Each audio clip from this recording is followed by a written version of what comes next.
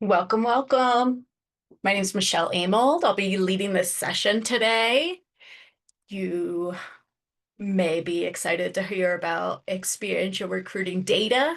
I know that I'm always excited to talk about data. I consider myself to be a data nerd, and I'm glad you're all joining me today to talk data. Um, As I said, my name is Michelle Amold. I lead marketing here at Parker Dewey, and you might be wondering why a marketer is leading a session for recruiting and career services. I'm going to tell you why in just a minute. I did want to introduce myself by way of explaining that I am a double winner when it comes to this space. I started my career in higher education, in leadership development, professional education, before moving to the corporate world. If you're not familiar with Parker Dewey, we are the leading experiential recruiting platform. We support employers in making smarter hiring decisions by surfacing up skills, candidate engagement, and career readiness insights before making an offer. And we also partner with higher ed and workforce development programs nationwide. I am guessing that most of you are familiar with our micro internship model, but this is really today, we're talking about data, data, data, data. So why? Why me? Why am I talking about this? As I told you, I consider myself a data nerd. I think marketing and recruiting and even career services, I think we've got a ton in common. We're doing similar things day in and day out. We're all trying to reach the right people. We're trying to get them engaged. We want to ensure that they're the right fit. And ultimately, we want to convert them. So whether that's into clients or partners or new hires or career-ready grads, I think we're all sort of doing similar activities. And I think we can also all agree, I hope we can all agree that no matter how good your message is or your offer, if you're not looking at the right data, you can't actually improve. So let me know in the chat if you are currently running an internship program this summer, if it's in progress. I think a lot of these data points are going to be things that hopefully you can implement before the season's up, but also we could talk about looking at that more widely. And then just one more by way of introduction, I did present this at NACE just a few weeks back. At the end of the presentation, I do have a link to get access to the slides, as well as a handout that discusses some of the data that I'm going to cover today. And the slides are the NACE branding one. So just wanted to put that out there in case you said, where did you send me? I'm so confused. So without further ado, let's talk about data. Data that you're tracking in early career hiring to use for the best signals. All of us want to do the same thing, right? We all want to do more with less and avoid getting yelled at by Steve in sales again. So, like I said, if you're running an internship program this summer, or if you're just looking at ways to improve, let me know in the chat and let's do it. Data. Oh my goodness. This is the mega list of data. This is over 50 points of data. They're sourcing data, screening data, data from your selection process, data on your candidate experience. You've got intern data. You've got post-hire data. All of this is great data for very different reasons. And I would specifically argue that early career hiring is the most difficult compared to senior and technical roles. And why is that? It's because you are looking at resumes with little to no information. You're making decisions based on very brief encounters, and you're hiring for potential. I mean, by their very nature, emerging talent does not have a long resume for you to base your decisions off of. So let's get real though. I doubt, and please tell me if I'm wrong, I doubt that many of you are tracking 50 plus data points. Most of the organizations that we work with are actually just tracking just a few, and I've highlighted these top 4 that I see most often.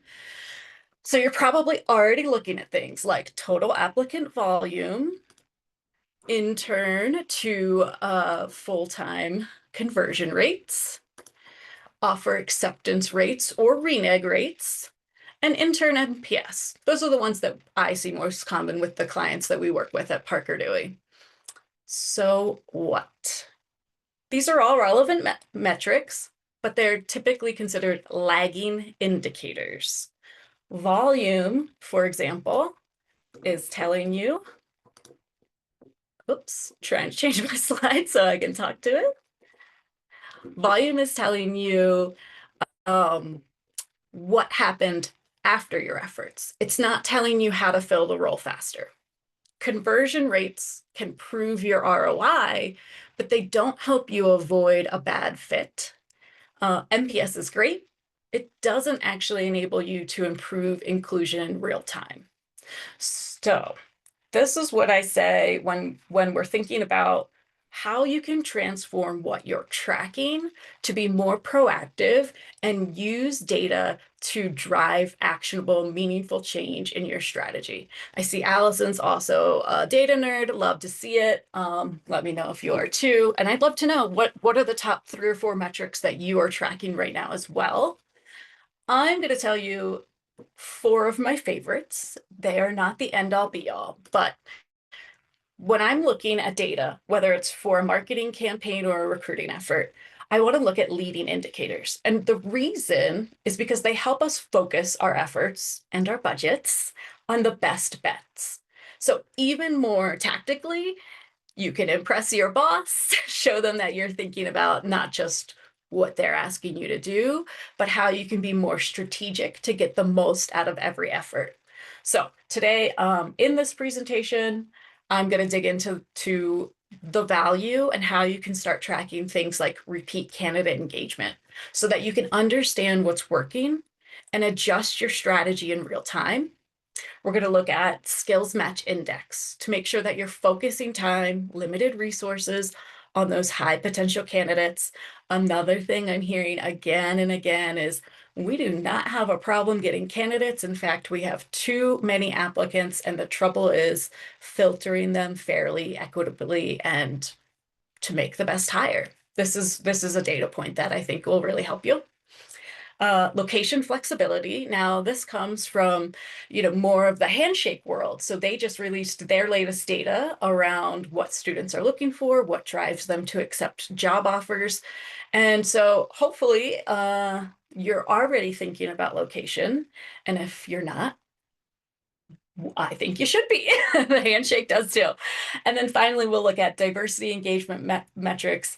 I hope it's okay to use the D word. I'm a data lover, and I do feel like math on diverse teams is very clear to me that it's a positive. So without further ado, let's dig into this first idea of repeat candidate engagement. So this is all Parker Dewey client data, and I have cut out identifying details. I'm going to be sharing specific case examples and trying to keep it confidential.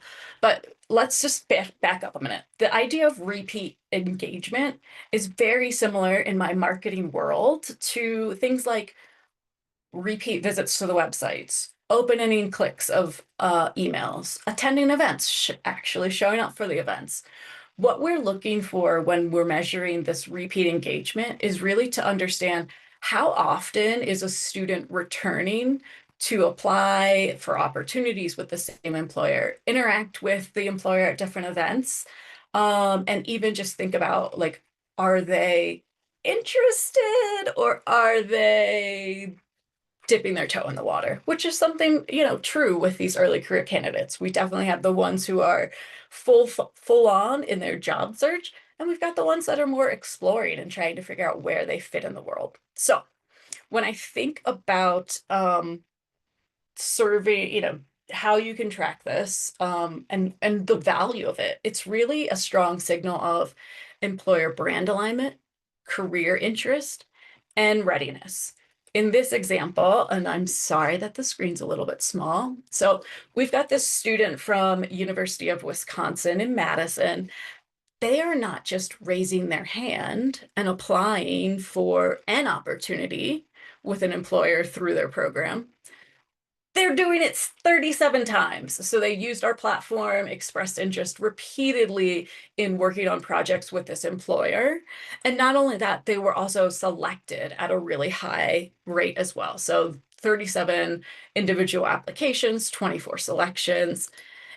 It's probably not a surprise that this was a top candidate. They moved into the organization's sales development program. Now at the, sort of next line on my list, I've got this Towson student. There is still this clear pattern of interest, of effort, but maybe there's not necessarily skills or a value fit over time. They were selected twice, but let's think about again, in this example that I'm sharing, this was an organization that was focused on sales. So ultimately, this person's skills did not fit for this program. It doesn't mean that they're not a great candidate and worth continuing nurturing when a finance or accounting role opens up. And in fact, that's ultimately what happened in this example. We saw that there was strong interest, strong alignment. And when those roles became available, we could go back to the student and say, hey, we would love for you to go this direction since that's what your skills aligned. So both of those candidates in my top example here, they're clearly demonstrating things like persistence, which is a very positive indicator for our sales team who's trying to hire for their sales development program. Now, in contrast, at the bottom of my list here, I've got this Sacramento student. They certainly had interest, raising their hand 9 times, but maybe not as much persistence or maybe not as much follow through.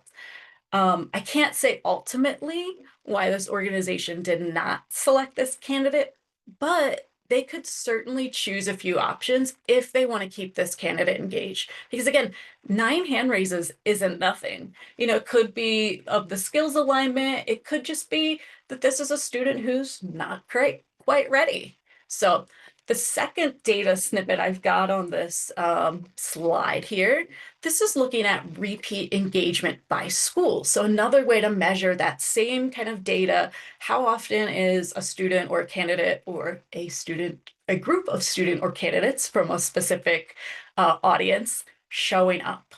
So this organization, for example, whoops, we skipped ahead. Oh boy, me versus slides today.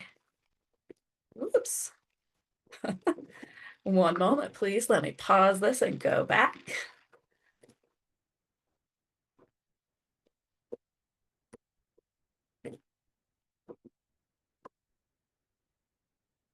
Okay, I'm back. So this specific example here, this organization, again, they were focused on filling a sales development, sales training program, and they didn't have the University of Central Florida on their target list. Why? They're a company with a Midwest headquarters. They focused on schools nearby, which makes sense. We all do that. We make decisions on proximity. We make decisions on what we know and don't, it's scary to try something new. So what happened was by measuring engagement by school, we were able to uncover that there was not just a strong interest from students from Central Florida, but there was a really good alignment with skills. So those of you who don't know, UCF has a really strong sales program. So as a result of this discovery, the team was able to expand their target list to a program that was well aligned with a lot of interest. And they did that without having to budget for travel or time on campus before determining, is this audience a good fit? So this is another way as you start looking at how often and who are interacting with your different events on campus, with your different opportunities, whether that's something like a micro internship or even an info session. Keeping track of that candidate engagement is going to help you make those decisions in real time. So moving on to that next slide. And of course, now it won't advance. Man, me and technology today. I'm a data nerd, but not a software nerd, I guess. All right, so on this second slide about engagement, it's a leading indicator, as I mentioned before, but it's also something that can benefit from weighting or scoring. So there's definitely a difference between a student that shows up for an info session, as I mentioned. They listen, they leave, compared to that to a student who is investing real time and effort and applying to multiple micro internships. They're doing that throughout their academic program, from freshman, sophomore, and continuing on to post grad. When we're tracking both levels of engagement over time, we can start to develop things on the quality of the application. We can start to look at the performance when they're actually selected for opportunities and combine all of that to really understand what parts of your outreach strategy are truly engaging talent. Again, with the goal in mind of spending time, energy, budget on what's working.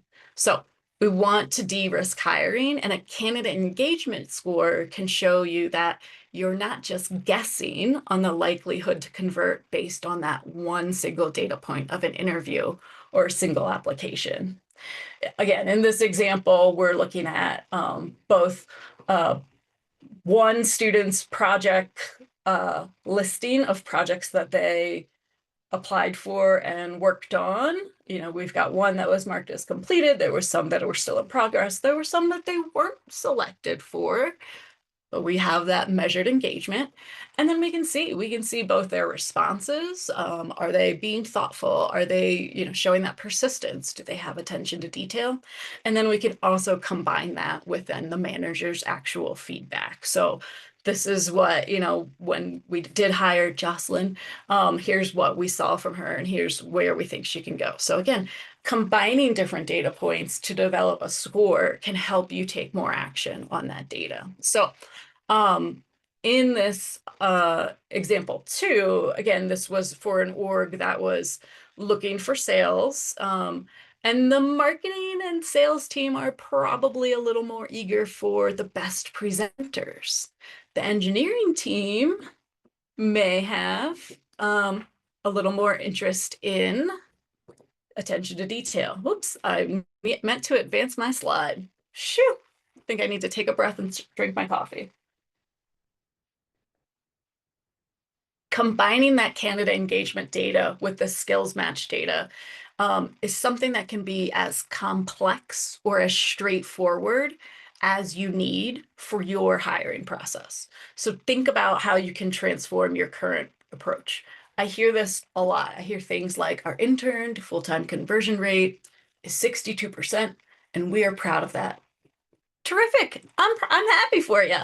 However, when the boss comes down and saying you need to do more with less, I really truly believe that your first step should be thinking about, what about that other 38%? Why did we spend time with those candidates if they were never the right fit in the first place? So in this example, again, this is client data from Parker Dewey. We can see the employer rating candidates on a few core skills. They were applicable across departments and team. Back to my example, the marketing and sales department, they're really eager for strong presentation skills, communication skills. Our engineering team has a preference skewed towards candidates with high attention to detail, accuracy.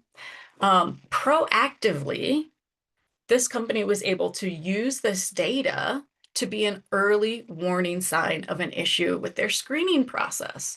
So why was that? We're seeing that as they were also hiring again across roles, specifically building out customer support, the minute that we see timeliness start to skew low, recruiting can now be empowered to intervene. There might be a new manager who just really isn't grasping the value of pre-screening questions. And consequently, they're spending time with candidates that just don't have it.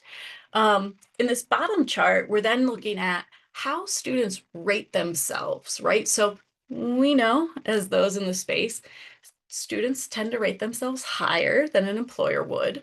And so what we're asking differently through our surveying and through our post micro internship evaluations is asking them specifically how their skills changed. We find that uncovers a lot more. So after the experience, how did their core competencies tied to career readiness, tied to NACE, improve or stay the same?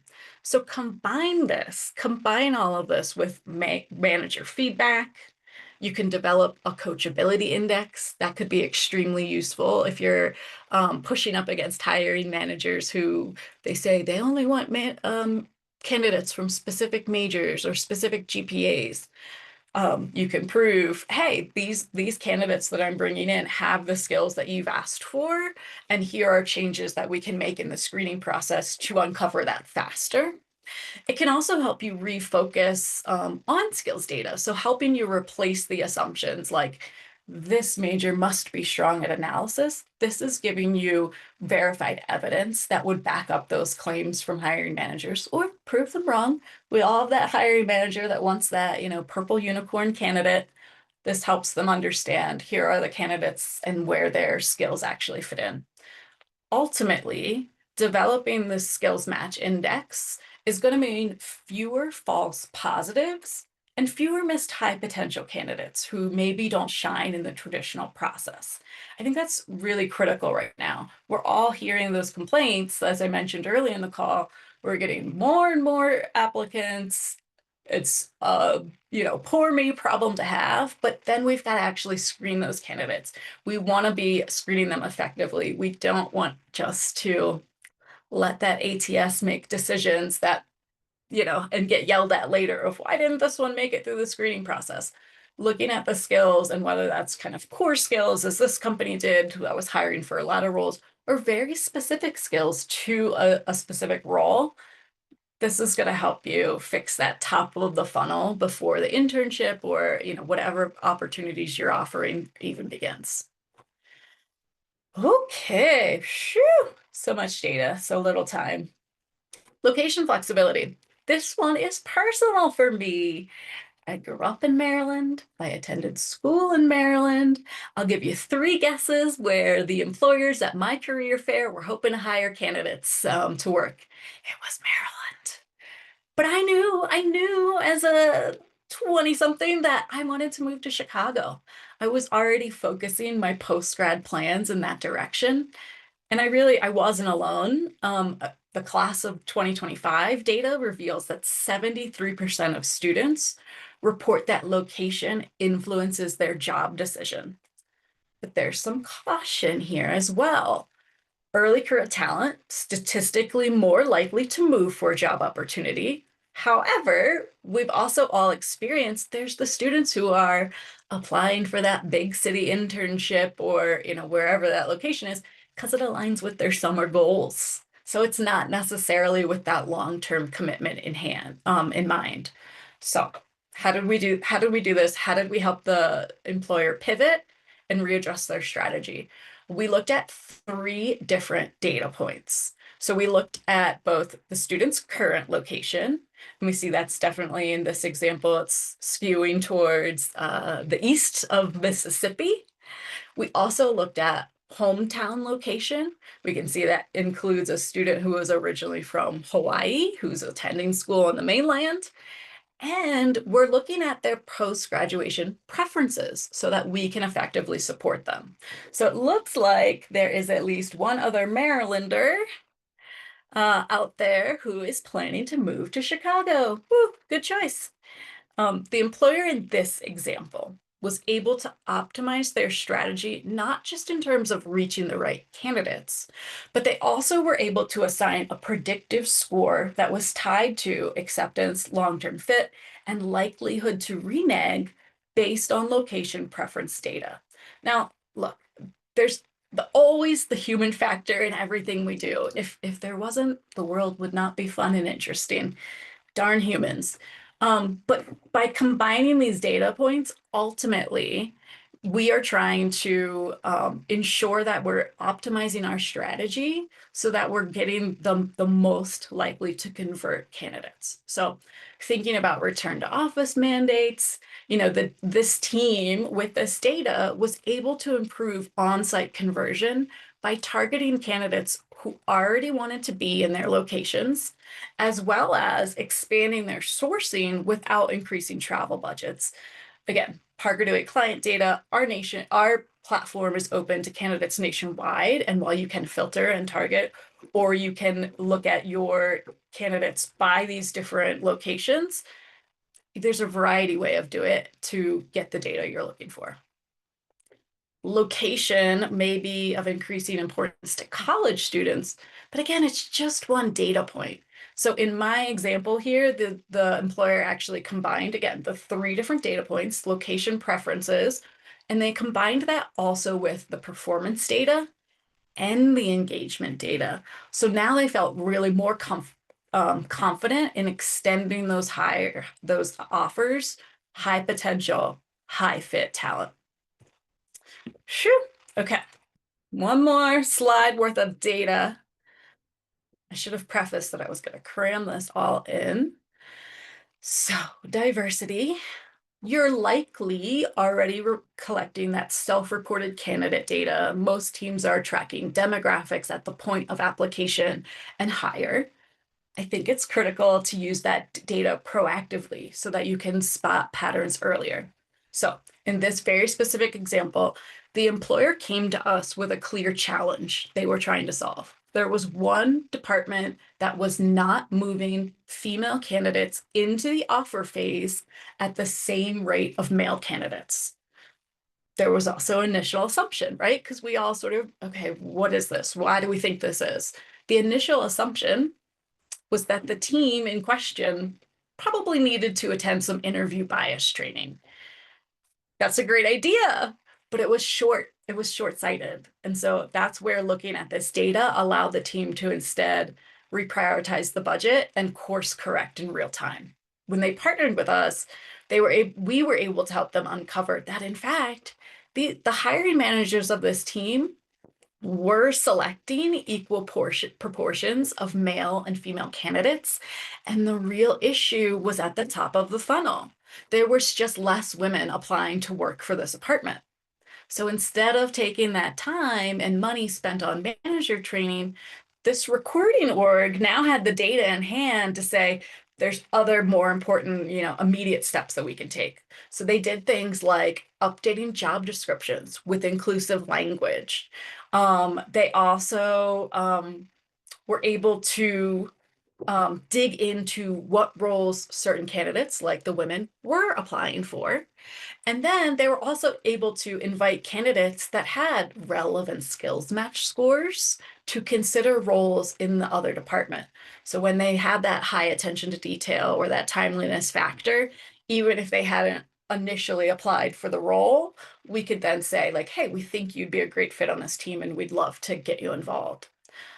Ultimately, the employer in this example, they saw firsthand and had more gender equality in their summer intern cohort before summer kicked off. I know that summer's already kicked off. You might be looking at some of these metrics now.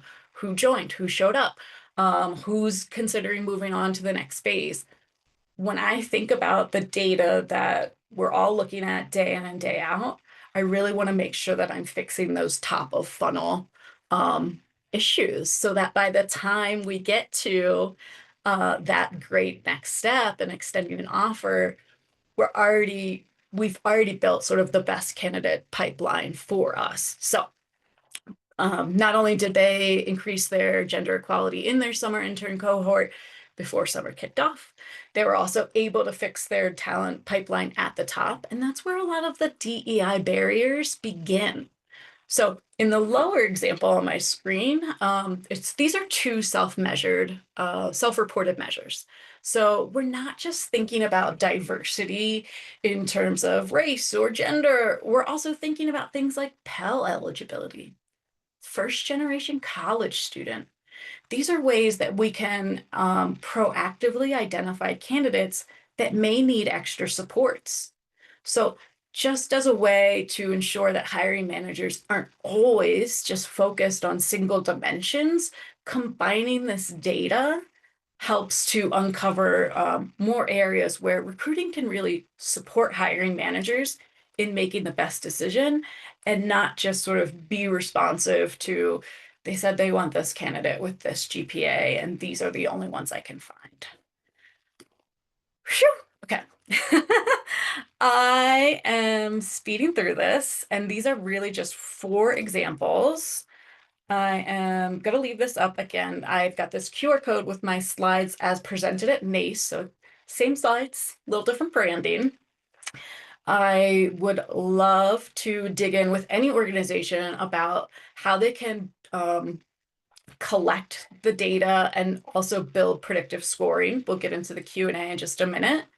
But I also want to say that these are really just, they're four examples. They're four examples that I see improving our employers' time and budget resources, and that I see making a difference in their hiring outcomes.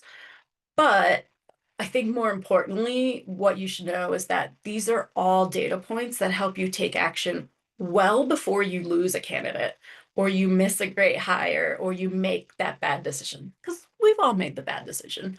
Um, I would really just love to keep this conversation. I see a few questions in the chat, and talk about how we are working with organizations across industries, not only to rethink what they are tracking, but how they can hire from start to finish and ultimately optimize the recruiting efforts in real time.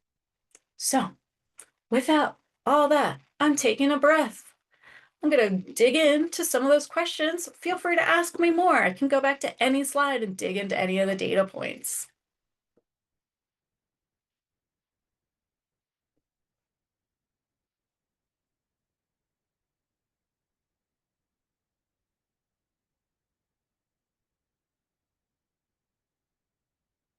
Great questions from Allison, my fellow data nerd. I think there's a few different ways that you can track. So Allison's asking about interns that start maybe in one role, department, or with one set of projects. And throughout the summer, they end up taking more projects, maybe in different departments or different roles.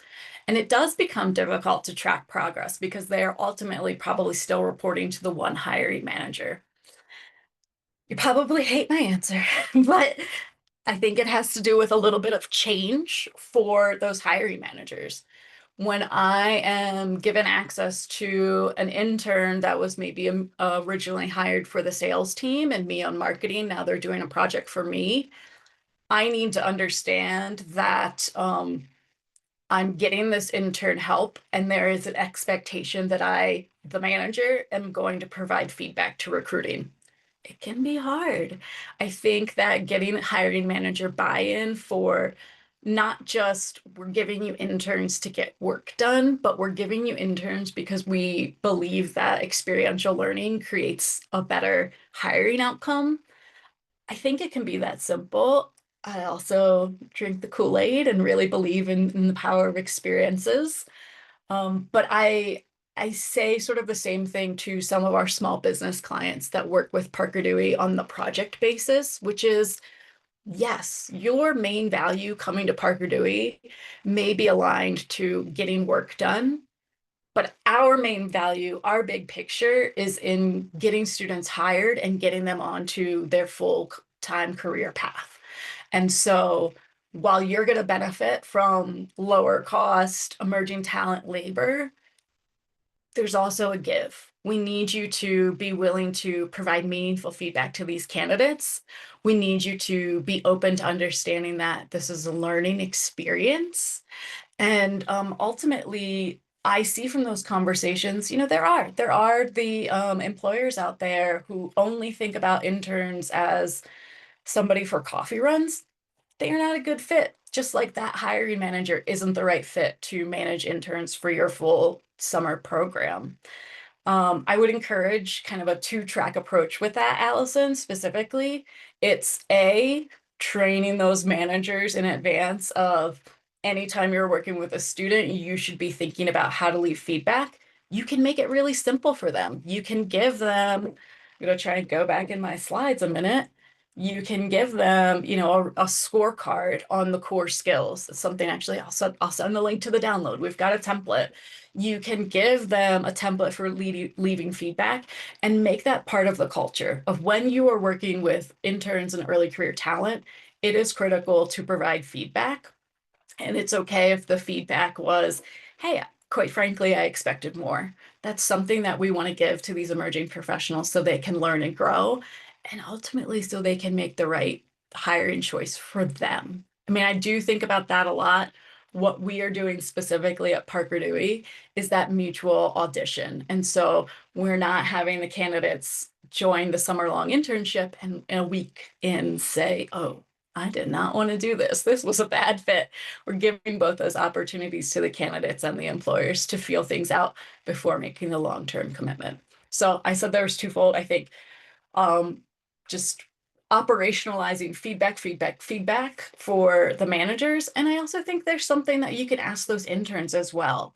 Keep them in line that this is their opportunity to audition the company, keep it in mind that this is their opportunity to really explore and see how they fit. And so I think if you take that dual approach where you're always reminding hiring managers, you have access to this resource, but you are expected to give feedback, you can also introduce this concept to your interns. And it's not too late now. It's only July. We still have a few weeks left. Get them to document, worked on this project with this team, write a few of their reflections, write about their experience, have them list 3 things they liked about that other team and 3 things they didn't. I mean, we ultimately want these good decision makings to happen so that everybody is making the right choice for them. Okay, so you see another, Allison, you're my best friend today, and I love it. So thinking about the information on the applicant view, how do you know this information by an application view? Oh, so were you talking about the diversity metrics, my friend? Or were we talking about location? Either way, again, the data that I'm showing, okay, great, diversity. So yeah, so this is full candidate pipeline data that I've pulled on one of our clients. We are collecting this at the point of application. And you're probably doing the same thing where you're collecting this data. It's all self-reported.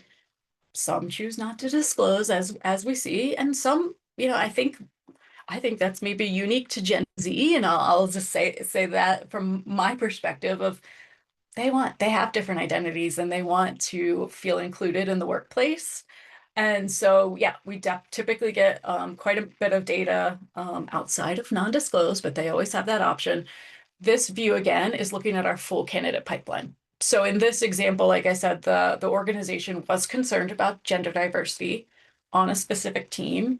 And so we didn't just look at individual candidates, we looked at who is applying in general. We wanted to peel back a little bit to understand, was this really a training problem? And we needed to coach that hiring manager in more inclusive hiring, unconscious bias, or as we were able to prove out, it was a top of funnel issue.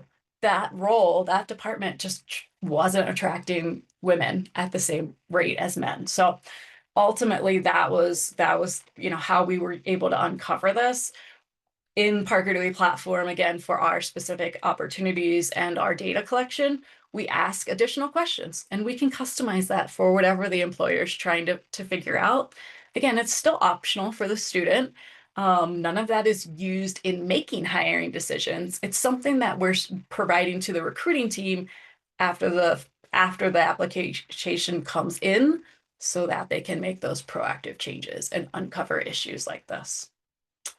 So I see a few of you still on the call. If you've got any other questions or want to dig into different data points, I will also say, in all honesty, the skills match and the candidate engagement are my favorites because they get really nerdy. And like I said, I alluded to, we can develop, a whole scoring model and talk about, if we've got candidates that engage at X amount with these types of events or activities, and they've got these skills in XYZ areas, now we have, this is our highest potential candidate. This is our potential best fit candidate. And I love looking at it that way. I also love, like I said, incorporating the students' feedback as well, because you can find that really high potential, great fit candidate. And if they don't want to be in Chicago, they're never going to join your team, or they unfortunately will say yes until they find the job in wherever they're looking for. So just keeping all of that in mind as you are developing and looking at your data for your interns right now and in the future. As I said, and what I'll close with is Parker Dewey is here to help you. You probably know about micro internships. You probably didn't realize all this data and cool nerdy stuff we're doing, nerdy stuff we're doing. And our goal ultimately on both sides is build the best talent pipeline. Figure out these issues at the top so that everyone in your funnel is high potential, good fit, most likely to convert, and that solves a lot of the time budget, a lot of the guessing, a lot of those issues where, again, we've got those hiring managers say, I need this candidate with this major from this GPA. And you and I are sitting back and saying, do you? Do you really? Or do you need someone with high attention to detail who's willing to show up on site? Sometimes it is that simple. So yeah, I really enjoyed presenting today. I feel like I sped through it, definitely sped through it. Gonna enjoy more coffee. Hope you all have a great rest of your day. Feel free to reach out to me. Again, the QR code takes you to my NACE version of the slides, as well as a data download, and you can also contact me and my team from there. Thank you so much for your time today. I really appreciate everyone's time and attention nerding out with me.